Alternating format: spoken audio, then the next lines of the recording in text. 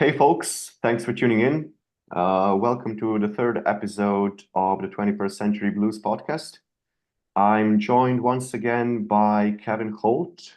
We had a great discussion with Kevin on the last episode about the state of romantic relationships currently, and like we gave some examples. We talked a bit more generally, but today Kevin is back for a second discussion about a similar topic, but this time we'll get more specific. We'll dive into the reasons why there are these challenges, what should be done, like on a personal, I guess, and on a larger scale to make things better. So, yeah, Kevin, welcome back. Great to have you back on the show. Yeah, love being here. Thanks for having me again, Tim. So, we figured that since we're just two guys talking about this, and the topic is about, female and male relationships, it would be not just useful, but kinda fair and almost necessary to include some women's perspectives as well. So, can you share, Kevin, can we start off by sharing your friend's experience that you told me about a little bit before? Yeah, and this came as a result of our discussion later where we thought, yeah, this is good, but we really would it would be nice to have the feminine angle of on this. And I know you reached out to a friend, which we're going to talk to Mhm. later. And I reached out to a friend of mine she's probably 40-ish, 42, about my age, Mhm. divorced with two kids, and she is a couples therapist. Mhm. So she deals with this stuff all the time. And I was just curious what she thought was what are the main problems with relationships nowadays. And she said a lot. So like I probably am not going to read this entire thing because she also went on to some other tangents. But she did say she kind of reinforced what we said last time, where we kind of ended with there's really no this unicorn fairy tale situation. Relationships are our work. You have to work. You have to fight against sometimes your tendencies. And she said, obviously, having kids is a whole other thing. But she said connection can be a lot of work. And in her experience and with her clients, she seems to see that often one person is kind of, I don't know if lazy is the right word, but one person ends up feeling like they should be cared for. And then the other person is the one who is either the mother figure or the father figure ending up doing that work. And then you don't have a sexy dynamic anymore. Then you have more Mhm. of a dependency parent-child dynamic. And I guess there are some people that are into that, where it's like that podcast that's called Call Me Daddy or whatever. But for me, I'm not particularly interested in that dynamic. I don't want to feel like I'm dating a child that I have to, and I've had this before in relationships where I've dated women that were just a disaster in their life. Like couldn't get their finances together, were in debt, were never hold down a job. And I felt like I had to be the dad a lot and just kind of like manage their life because they couldn't do it themselves. And that's tiring. And then I kind of just at some point don't want to do that anymore. Right? Ideally, you want someone who you don't have to take care of on the day to day so that you're ready with energy to take care of them when they really need it, like when they have a health problem or bad luck or whatever. So yeah, and she also touched on the point that we made about social media. And she says that in our instant gratification society, people just don't try because it's easy to find someone new. And maybe, yeah, maybe I want to be taken care of, and maybe I'm going to just keep looking for that person who wants to take care of me. So I won't try as hard and I'll just go back on the app until I find that right person. She said a lot of other things, but like we were discussing earlier, I think you plan to have her on. She would be a good guest. Yeah, I hope that she's up for it. I think that she would definitely be a great guest. And I What do just you wrote, think about what she said? Sorry. yeah, I mean, I just wrote down the note that this sounds to me kind of like fast food relationships. It's just like something quick on the go. And also, I think that what she said is very important to like how our expectations are set when it comes to these things, right? And how the standards are, because I'm not sure if this was on the last episode or if this was during our unrecorded discussion, but basically, if you keep being shown that that attractive people on the app are attracted to you, that kind of messes up with your standards and expectations because you see that you can get that top percentage of men, top percentage of women, wherever you're coming from, and it makes it, I guess, less likely for you to settle for a mate because you know that you supposedly can reach the expectations that you have, and that makes you less likely to lower them for somebody who maybe has just some of the traits that you're looking for, but not all of them. I don't know. What do you think about this? Yeah, that's part of it. But what I liked about her answer is she also is now introducing another angle, which is to what extent are we products of how the opposite parent raised us? So, Hmm. like, we have this idea of the mama's boy, and that's very common in some cultures, Hmm. especially apparently Italian men who can't be separated from their moms ever. And they go home and they get looked after, they do the laundry, do the cooking, and then they go into a relationship with sort of the expectation that their girlfriend is going to do all that. So Hmm. that's the classic mama's girl. And then we've got the mama's boy, sorry. And then we've got the daddy's girl on the other side, the girl that just, oh, I don't understand finance. My dad always took care of that. He always paid the bills, and then gets into a relationship with the guy. And well, surprise, surprise, now you're going to be that guy. And Hmm. it's almost like it's hard to get my head around sometimes that sometimes parenting out of love, they kind of make the child not independent from the other Hmm.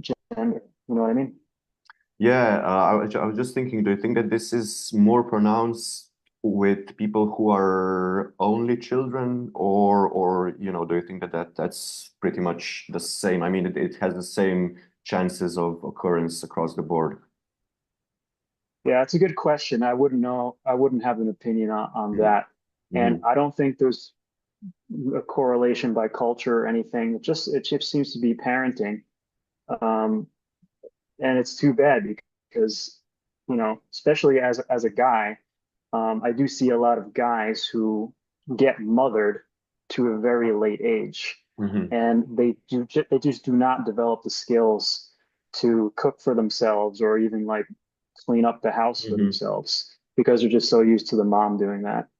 Yeah, and then I guess they're constantly in some kind of relationship, and then Yeah. they always have that mother role taken care of, which means that they never need to suck it up and do the work themselves, I guess. Yep. They're just replacing that, what they interpret as love from the feminine, with another woman, and women doing the same thing in a different way.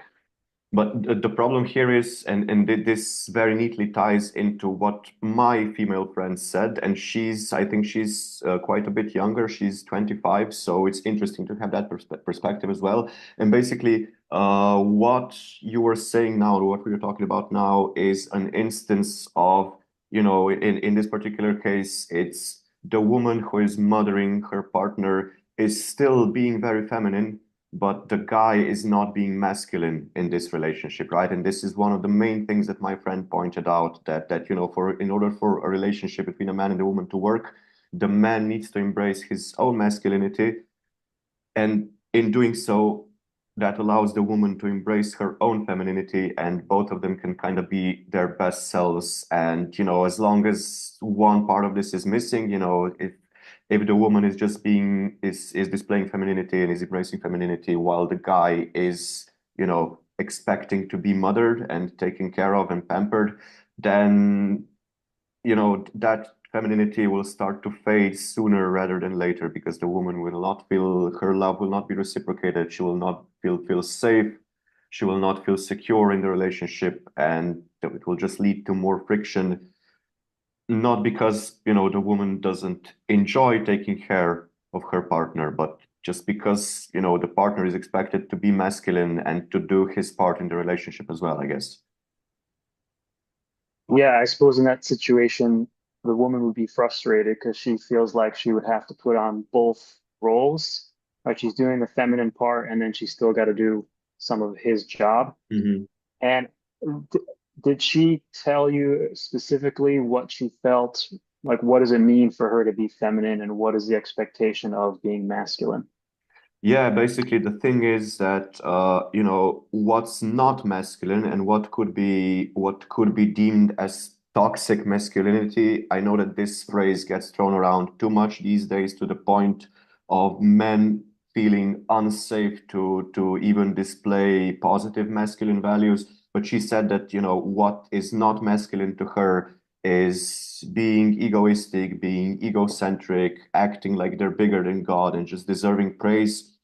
While a masculine man is somebody who's, open and honest in their communication, is reliable, loyal, and is able to provide a safe environment when she can feel safe enough to not feel guilty about his support because obviously feminism does have an impact. She said that, yeah, she used to be a feminist, but then as soon as she was in a healthy enough relationship that was stable and secure enough, she was able to let go of that much more because she was safe in her own femininity. She was safe in expressing her own emotions. She said that one of the worst things that can happen is when her emotions are discounted or dismissed as just being sensitive or being dramatic, and that makes her feel very unsafe and makes her feel like she can't trust the person and she can't be herself in the relationship, and that also makes her less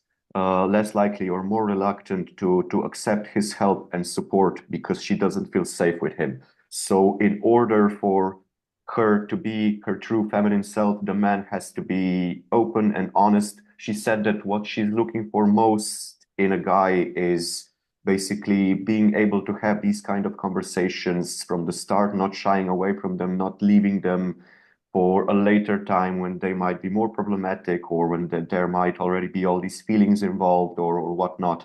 So she gave a lot of really great insights about this, I think. So she feels, I mean, sounds like she's more interested in traditional, the man provides, maybe provides the home and food and security, and then that makes her feel comfortable to do what, take care of the house, take care of him, express herself. So that's what she's looking for. Well, she also wants to be independent, but before she would feel guilty about even accepting a man's help in this situation, but now she's just embracing everything more. Mm. And I guess, opening her up also more to creativity and stuff like that. I think she still wants, and I guess that it will make it less likely for her to accept and to look for a job just to have a job, but it will actually, help her to find something that really fulfills her and that she's really into instead of just something that makes her money so that she can survive the month, right? Yeah, because that's what men do. Yeah.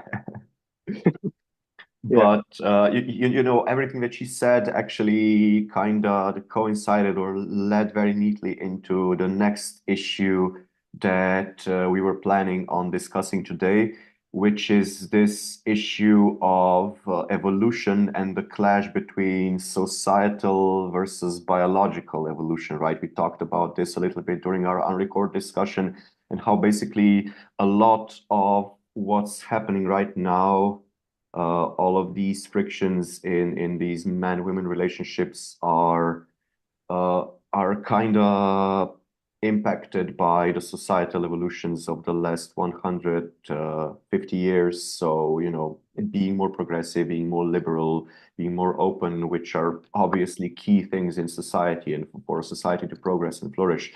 But it's very hard to balance that with, I don't know, 500,000 years, a million years, depends on how deep, how far a view back you take, but a really long time of biological evolution, which is super, super ingrained in our lizard brain, basically, and how, it's not trivial or it's weird to expect that something that's been going on for 100 years can counteract or override something that's been going on for 500,000 years. Right. I had the thought the other day, maybe slightly controversial perhaps, Hmm. where the phrase in my mind was feminism great for the person, perhaps bad for the human race. Mm. And Whoa. what I mean by that is kind of touching on what we said. I think everybody wants equality. I don't really think there's many men out there that are saying, no, women should not have the opportunity to work and access to education that men have. But like we talked about, because of the hypergamous nature of women, as women enter the workforce, they earn more money. Then we have the issue we talked about last time, where they're looking for higher status males. So their Hmm. dating pool gets reduced. So that's one factor, maybe why Hmm. people aren't connecting as much or having as many children. And then we can tie that into all of the reasons why people aren't having as many children anymore in the developed societies. One, there seems to be a fertility decline generally, where I think it's like 50% less men have 50% less testosterone than just 1 or 2 generations ago. Um, and women also, I don't know the numbers on women, but my friend was saying there's a similar decline in fertility of women. So there's that factor. And then there's the fact that, great, we all like women working and stuff, but what happens now is now you have two incomes, and that also leads to greater inflation. Where back 80 years ago, you had one person earning, and that one salary would support a family of 4 or 5 people. Impossible in most countries nowadays. Now both parents have to work, and now it's more expensive to make ends meet, and now it's more expensive to raise kids. So it's another factor for people having fewer kids. And now we have this further issue of the seemingly lack of connection, lack of pairings, and people who just kind of say, I'm done with the opposite sex, leading to even less connection and perhaps even fewer children. And then we kind of touched on the population decline Hmm. problem last time. So it seems like there's a lot of so many factors mixing together here to create these issues. I just want to add something and relate it to because it's really weird. I had a course during my postgraduate studies on Anglo-American feminist literary studies, and obviously the teacher was a feminist, but she was very, very objective. She was very cool about it. She kept emphasizing how this is mostly about power relations in society. It's not about women hating men or men hating women or having to be any compensation for that. She said it's about gender roles, about power structures. And one of the main points that she was making throughout the class, she kept highlighting this, is that modern liberal feminism at the time often, the liberation of a particular middle class woman came at the expense of a lower class woman having to take on even more of these supposed feminine duties, right? So, for example, okay, I'm progressive. I don't need to raise kids on my own. I'll just hire a nanny. But then the Right, nanny has to take on the responsibility of raising children, right? So on a personal level, what you said, right? It's good for the individual on a personal level. It's I'm more empowered, but on a societal level, the problem doesn't really go away. It just gets outsourced to somebody else, right? So I right. guess there would need to be some kind of systemic change, and also, yeah, one interesting part, like if we now take also the other perspective, what you're talking about just now, right? So the problems with double income, the pool of available partners becoming smaller because of dating up and looking for a higher status. And if your status is now much better, then that means that there will be just by default fewer people with higher status. But also this paradox of capitalism, right? So very often people will be very critical of capitalism, but they will then insist that, yes, everybody needs to be a part of this system that we've just established is not a good one. So, like, why expend so much energy in trying to get people into a system that you've just established is not a good one, instead of, maybe investing more of that energy into finding new ways, new systems that can incorporate this in a more human, more, I guess, smoother manner that causes less friction in society and kind of starts to address some of these challenges that we've talked about. Yeah, I mean, there's no way it's not going to change. The systems have to change. Just basic demographics is going to force it. because all of our growth models and all of our social welfare systems are built on the idea of increasing population growth. Hmm. And if the growth stops or becomes negative, then those break, right? And I was just looking at this yesterday because I teach one of my side jobs, I teach economics to Chinese kids. And I was looking at China specifically. And China's current population is 1.4 billion. At current birth rates, by the year 2100, it will be 650 million. They're literally going to lose 50% of their population. Wow. Um, so any system built on those ideas is going to fail.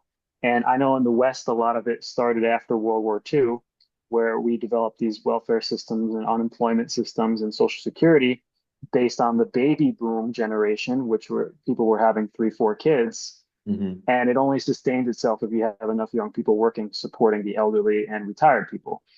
So it's going to change. I don't know how it's going to change. I don't know if we figure out a way to incentivize people to have kids somehow or provide free daycare. I don't really know. But then that costs something, and there's already debt problems in all of the Western developed societies. That's going to make them worse. So, yeah, it's going to have to change. Hopefully, it will be smooth, but I think we're in for a rough ride at some point as a planet.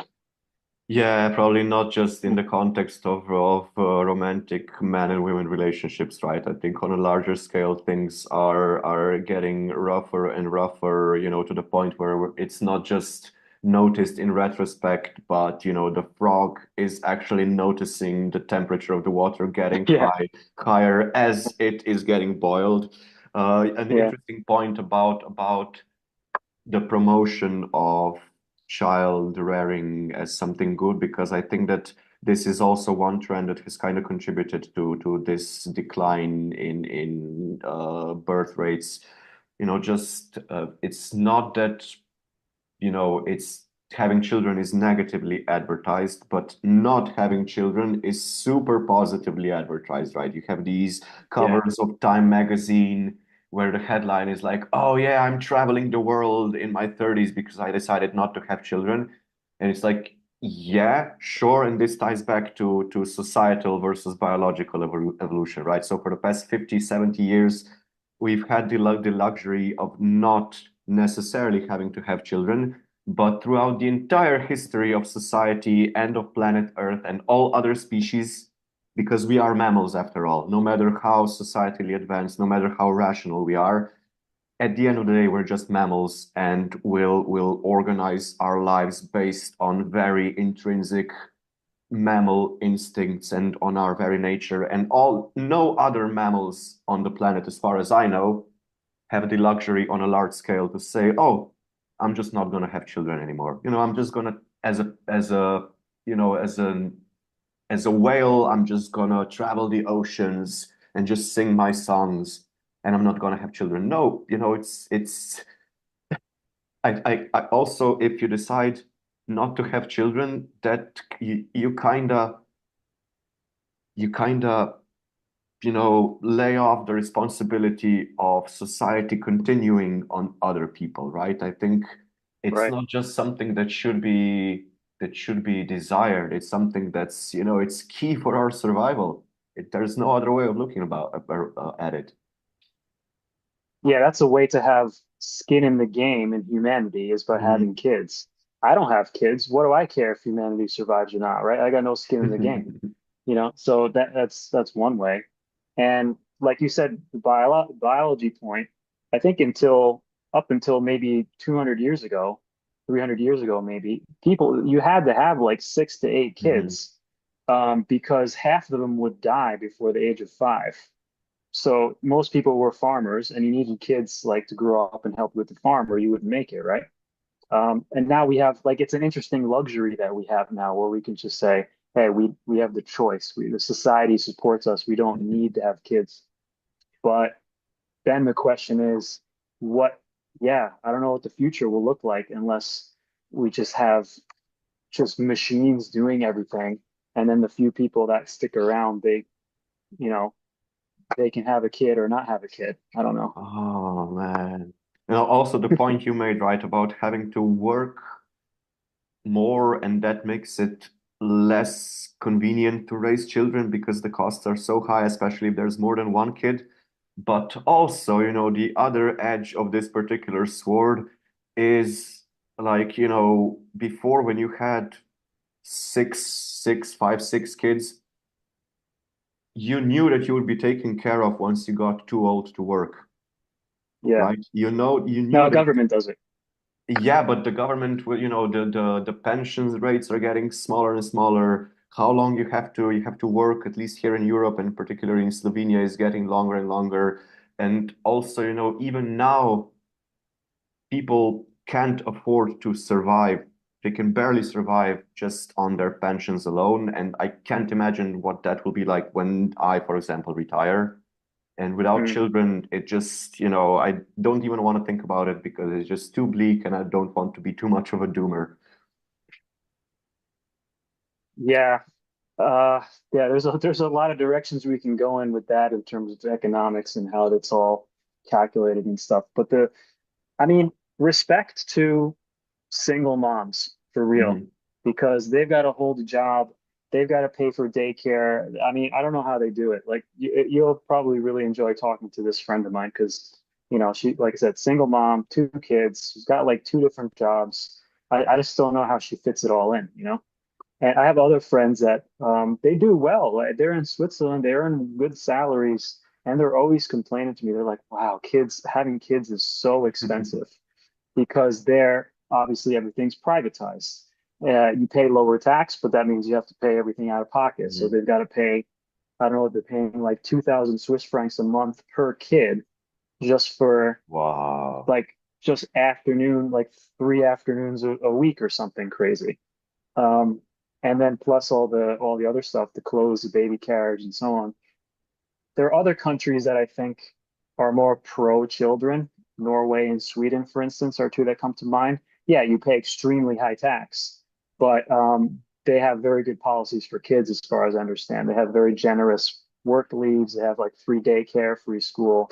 So it seems to me if you want to promote having children, you have to kind of go that route. You've got to make it less crushing Mhm. financially to have kids. Then the question is just how you finance it.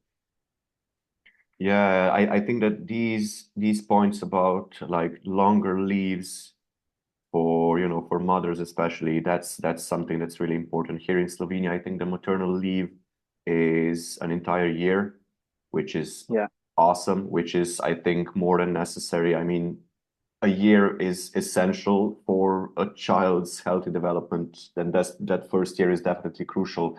So that's definitely one one key factor. But I guess that these kinds of laws can lead to more sexist hiring practices in some instances. So again, it's such a complex and layered problem, as we established at the beginning of the first conversation, that it's very hard to find clear-cut solutions that will work in every single instance. But I do think that we're kind of now seeing a kind of return to more traditional values, as we said, with the example of my friend who's very young and used to be a feminist, but now you could say that her value, I mean, basically her perspective is very close to what us two guys would just talk about on our own, right? About Right. about uh, this having to embrace both the female has to embrace her femininity and the man has to support her by embracing his own masculinity in this sense.